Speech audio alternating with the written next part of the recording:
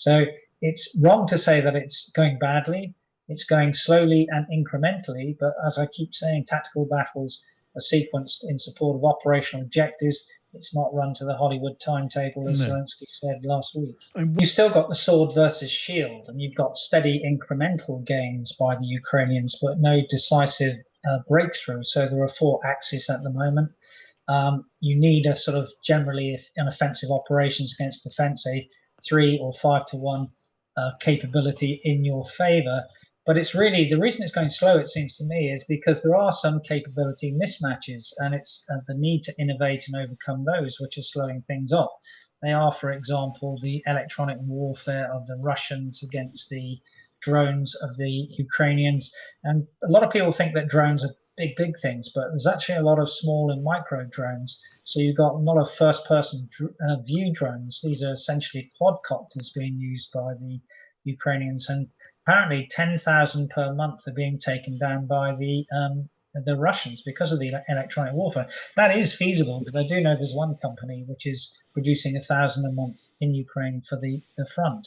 So you've got the electronic warfare versus the drones, you've got drone versus the counter-drone, and you've got the ability of the Russians to mass aerial combat power, really aviation, both air and helicopters, against the air defense of Ukraine. So it's wrong to say that it's going badly.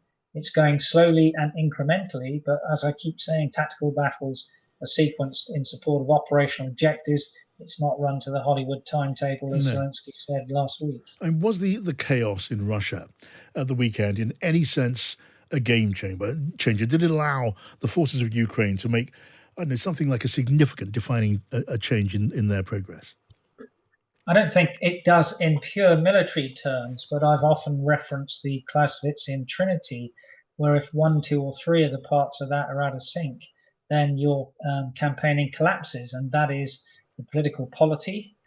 You have elite defections. That could happen. That's part of what we're seeing in Russia. Secondly, that the military don't really know what they're fighting for and just evaporate off the battlefield.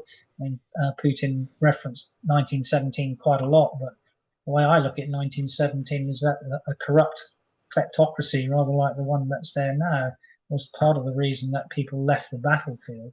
And the third one is that the people of the country just get fed up. Now, we're not seeing that, because 24 years of brutalistic authoritarian rule has left a pretty benign and depoliticized population in Russia at the moment. Yeah, now, if we take a few steps back now, there's a big gathering, NATO gathering, coming quite soon, isn't there? And we're now hearing Volodymyr Zelensky, the Ukrainian leader, urging NATO members to embrace the case for early NATO membership for Ukraine and not worry about provoking Putin or the Kremlin in doing so.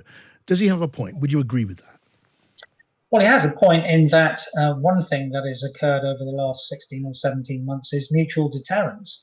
You know, we've crossed a number of red lines in the capability that has been given to Ukraine. You know, we're all the way up to the F-16 now, without a response by Russia. And that's really for two reasons. One, the West and NATO is far greater in capability and combat potential than Russia. And the second one is they didn't do anything about Finland joining and hopefully Sweden in the next few months. Now, NATO has always had an open door policy under Article 10, but you've got to meet the conditions for them to join.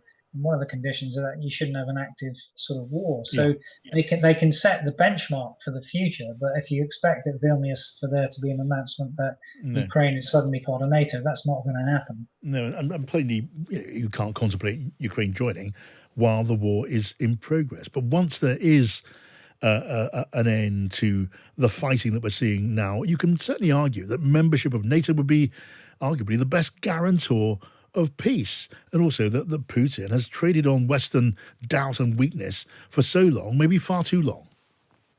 Yeah, and I don't think it's just just NATO. I think membership of the EU was also something that Putin feared, because he feared those sort of all the sort of values and cultures of the West really invading in Russia, and that could also put this, corrupt kleptocracy at risk. Those are the two reasons. It wasn't just NATO expansion from his perspective, but it was the expansion of the the EU and those values. And that's why, in one way, Putin sees this as a civilizational war. He doesn't see himself as being Western leaning. He sees this as being a complete break from all those things from the West and NATO and the EU. He sees that Russia is a unique culture which must preserve and maintain his culture, and that's why he sees that himself in the vein of the only advisors that he takes cognizance of.